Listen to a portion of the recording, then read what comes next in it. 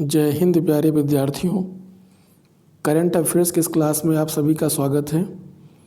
आज हम लोग घटना चक्र 2023 के करंट अफेयर्स पॉइंटर को देखेंगे। इसमें अक्टूबर माह में संपन्न लगभग 40 जो नवीन परीक्षाएं अभी हुई हैं, उसमें विभिन्न जीएस खंड का जो तथ्यात्मक क्वेश्चंस पूछे गए हैं करंट अफेयर से संबंधित, उन प्रश्नों को आज की इस क्लास में हम लोग देखेंगे, जो कि 31 अक्टूबर 2023 तक के क्वेश्चंस हैं। और ये क्वेश्चंस आगामी आरओ एआरओ और एसएससी जीडी की परीक्षा के लिए अत्यंत महत्वपूर्ण साबित होंगे।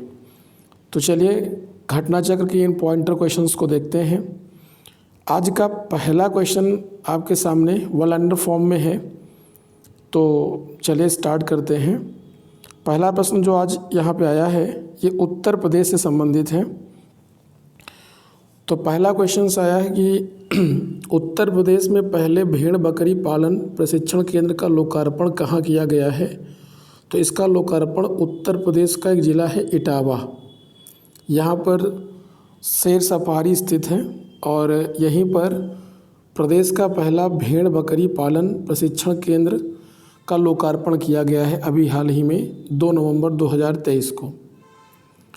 काला आजार से मुक्त घोषित किया जाने वाला विश्व का पहला देश कौन बना है। 31 अक्टूबर 2023 को बांग्लादेश काला आजार से मुक्त घोषित विश्व का पहला देश बना है। राजधानी इसकी ढाका है और मुद्रा इसकी टका है। प्रधानमंत्री समय शेख हसीना है और शहाबुद्दीन चुप्पू वर्तमान में यहाँ के राष्ट्रपति हैं बांग्लादेश के। ध्यान रखिए कि बांग्लादेश से 3 ओर से घिरा हुआ भारत का एक राज्य है त्रिपुरा, और त्रिपुरा और बांग्लादेश की सीमा को शून्य रेखा कहते हैं। और बांग्लादेश भारत के साथ कुल 4096.7 किलोमीटर की सीमा साझा करता है। किस देश ने गाजा पर अन्यायपूर्ण हमले के कारण इजराइल के साथ अपने राजनयिक संबंध समाप्त कर लिए हैं। तो यह कार्य बोलिविया ने किया है, जो कि दक्षिणी अमेरिका महाद्वीप का एक देश है। और बोलिविया दक्षिणी अमेरिका महाद्वीप का बोलिविया और पराग्वे 2 ऐसे देश हैं जो साउथ अमेरिका में स्थलावरुद्ध देश की श्रेणी में आते हैं। बोलिविया की राजधानी लापाज है। कितने शहरों को वर्ल्ड सिटीज़ डे के अवसर पर UNESCO creative cities network UCCN में शामिल किया गया है। तो कुल 55 शहरों को शामिल किया गया है। अगला प्रश्न है कि इनमें भारत से कौन से शहर शामिल हैं। इनमें भारत से कौन से शहर शामिल किए गए हैं। तो ग्वालियर संगीत के लिए और कोझिकोड साहित्य के लिए शामिल किया गया है। इसमें कुल कितने शामिल किए गए हैं। तो 55। और भारत से कितने। तो 2, ग्वालियर और कोझिकोड। ग्वालियर मध्य प्रदेश में है जबकि कोझिकोड केरल में है। ब्रिटिश अकादमी पुरस्कार 2023 किसको प्रदान किया गया है। तो यह पुरस्कार नंदिनी दास को प्रदान किया गया है। वर्ष 2023 का ब्रिटिश अकादमी पुस्तक पुरस्कार नंदिनी दास को प्रदान किया गया है। नंदिनी दास को उनकी किस पुस्तक के लिए प्रदान किया गया है। Courting India England Mughal India and the origin of empire के लिए प्रदान किया गया है। नेक्स्ट क्वेश्चन है कि S&P ग्लोबल मार्केट इंटेलिजेंस के अनुसार भारतीय अर्थव्यवस्था कब तक विश्व की तीसरी सबसे बड़ी अर्थव्यवस्था बन जाएगी। वर्ष 2030 तक। ये किसके आंकड़े हैं।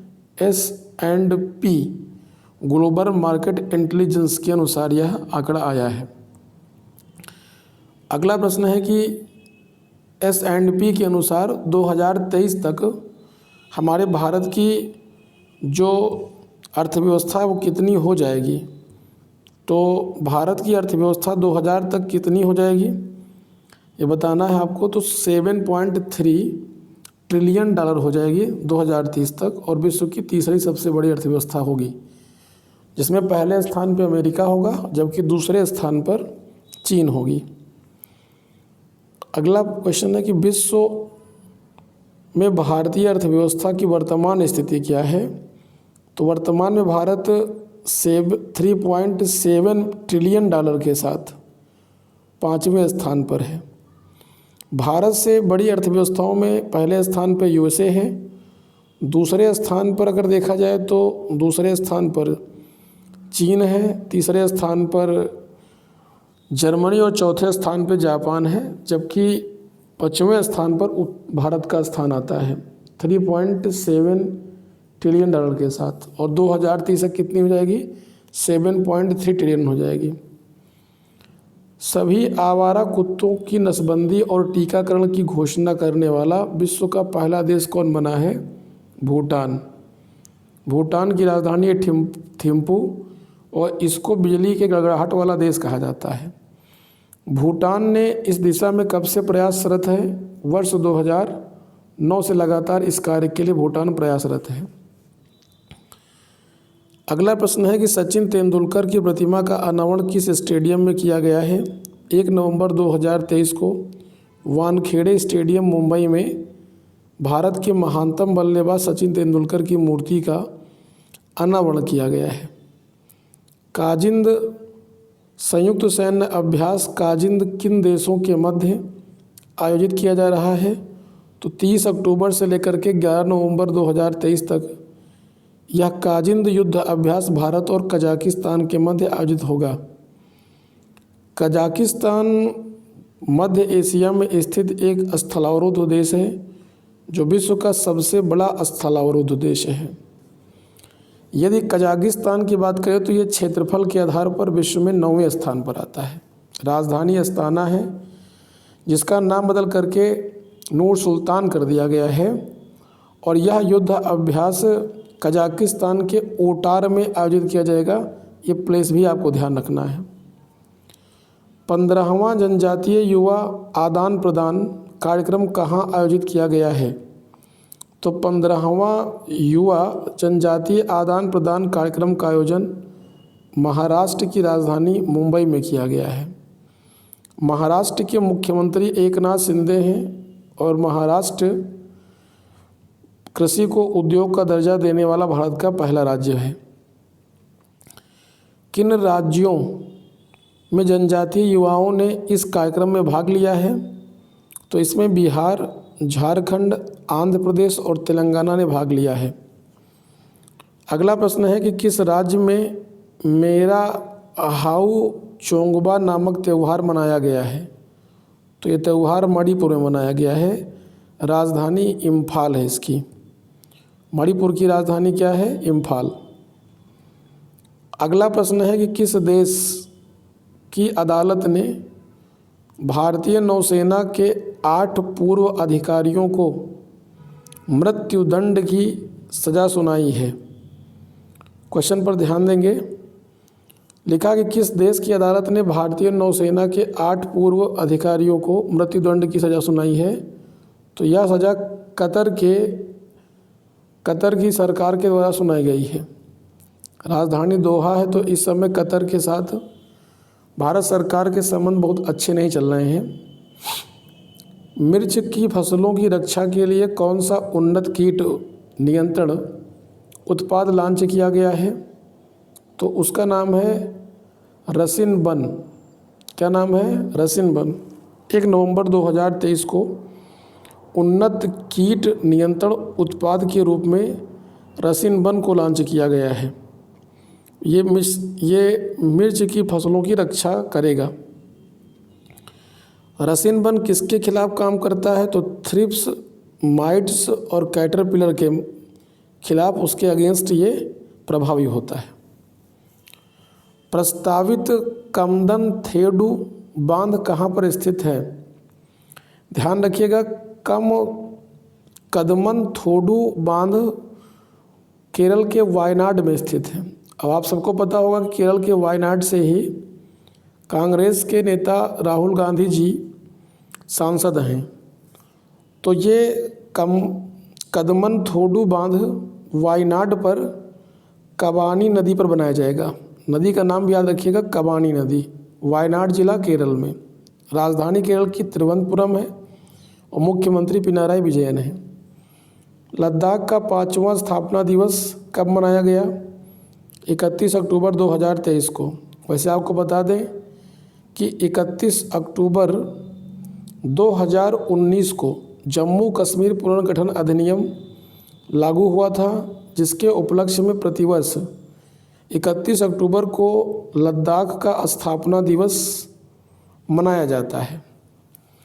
केंद्र शासित प्रदेश के रूप में लद्दाख का गठन कब हुआ था? 31 अक्टूबर 2019 को भारत के पहले गृह एवं सूचना प्रसारण मंत्री सरदार वल्लभ भाई पटेल जी की जयंती के अवसर पर इसको क्रियान्वित किया गया था, लागू किया गया था। और यह जिस अधिनियम के तहत लागू हुआ था उस अधिनियम का नाम था जम्मू कश्मीर पुनर्गठन अधिनियम 2019, जो भारतीय संसद से 6 अगस्त 2019 को पारित हुआ था।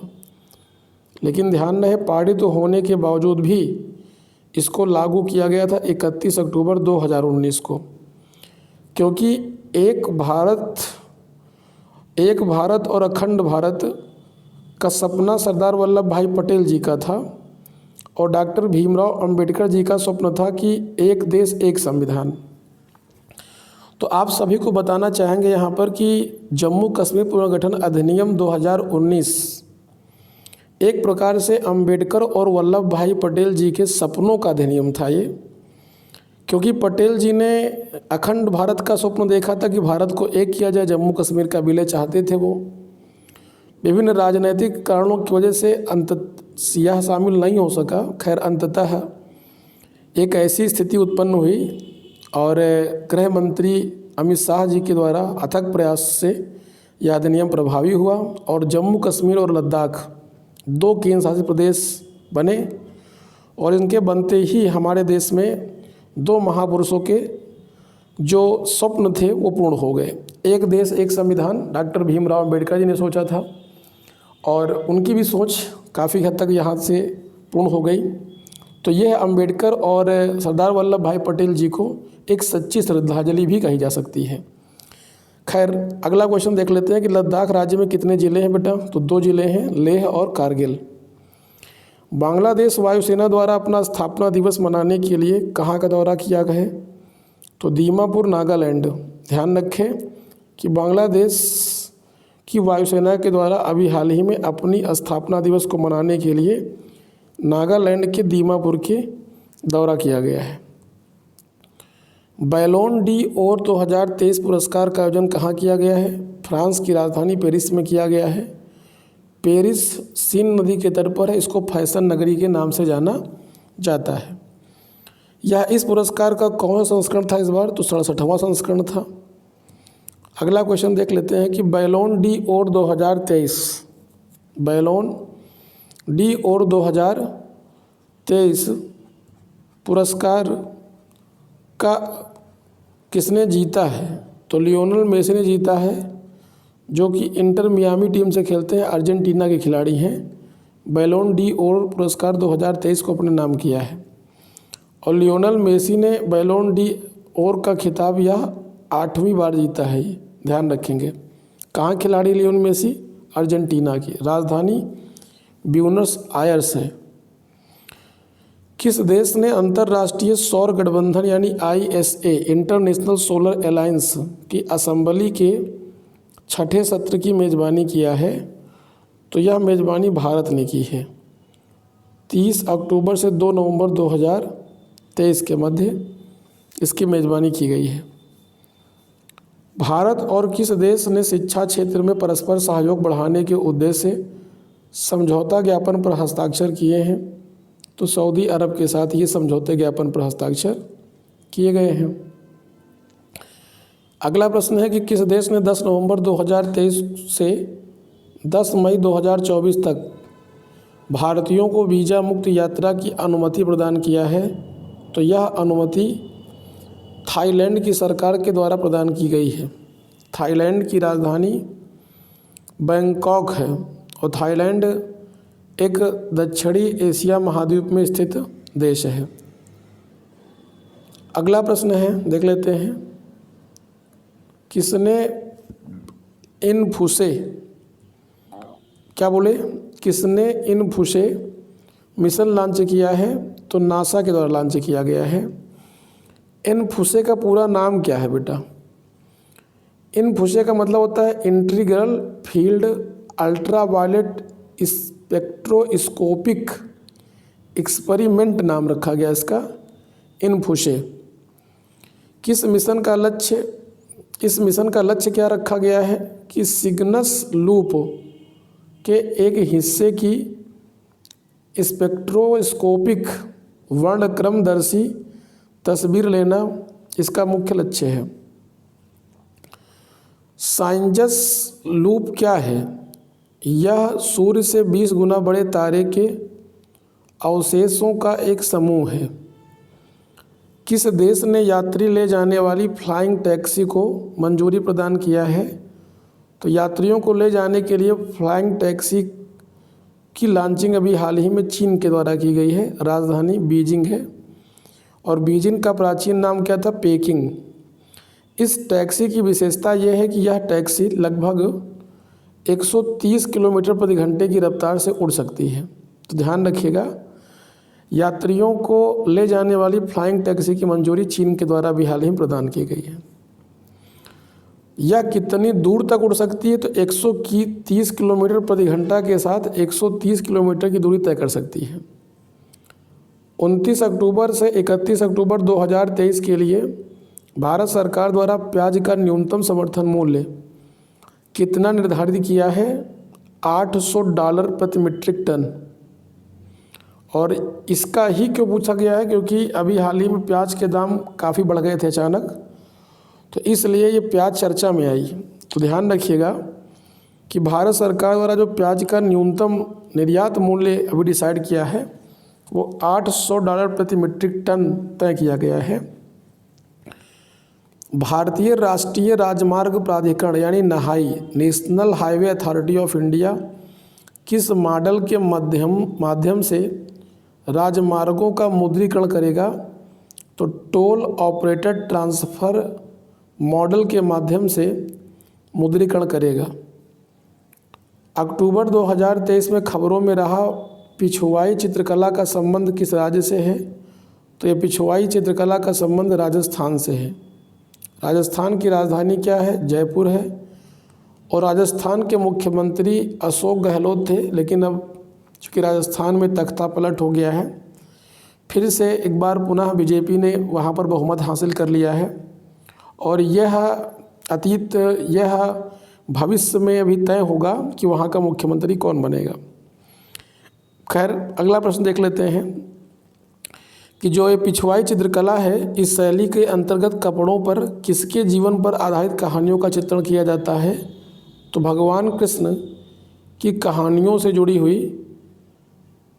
जुड़ी हुई चित्रकला इस पर की जाती है, भगवान कृष्ण से संबंधित है। अगला प्रश्न है कि उत्तर पूर्व भारत महोत्सव के 30वें संस्करण का आयोजन कहाँ किया गया है? तो ये हो ची मिन्ह सिटी जो कि वियतनाम में है। कहाँ पे है? हो ची मिन्ह सिटी जो कि वियतनाम में है। तो उत्तर पूर्व भारत महोत्सव के 30वें संस्करण का आयोजन हो ची मिन्ह सिटी वियतनाम में किया गया है। वियतनाम की राजधानी क्या है? हनोई। वियतनाम को उत्तरी वियतनाम और दक्षिणी वियतनाम में 17वीं अक्षांश रेखा परस्पर विभाजित करती है। दक्षिण पश्चिम एशिया के सबसे बड़े पेय संयंत्र का उद्घाटन कहाँ किया गया है? तो उत्तर प्रदेश के अमेठी में किया गया है। ध्यान रखेंगे। तो उत्तर प्रदेश के अमेठी जो कि हमारा गृह जनपद भी है, तो यहाँ पर आप लोग ध्यान रखेंगे, एशिया के सबसे बड़े पेय संयंत्र का उद्घाटन किया गया है। यह पेय संयंत्र किस कंपनी का है? तो SLMG beverage private limited company का है। ये 54वें भारतीय अंतर्राष्ट्रीय फिल्म महोत्सव IFFI का जूरी प्रमुख किसे नियुक्त किया गया है? शेखर कपूर को नियुक्त किया गया है। ध्यान रखिएगा, किसे नियुक्त किया गया है? शेखर कपूर को। केंद्रीय माध्यमिक शिक्षा बोर्ड CBSE किस देश में अपना कार्यालय खोलेगा? तो संयुक्त अरब अमीरात अर्थात UAE में अपना कार्यालय खोलेगा। कौन? CBSE के द्वारा। संयुक्त अरब अमीरात पश्चिमी एशिया महाद्वीप का एक देश है जिसकी राजधानी आबू धाबी है और इसकी मुद्रा दिरहम है। तो आज के लिए बस यहीं तक रखते हैं, इतना आप लोग कंप्लीट कर लीजिएगा। शेष चर्चा अगली क्लास में करेंगे। तब तक आप लोग पढ़ते रहिए, मस्त रहिए। धन्यवाद।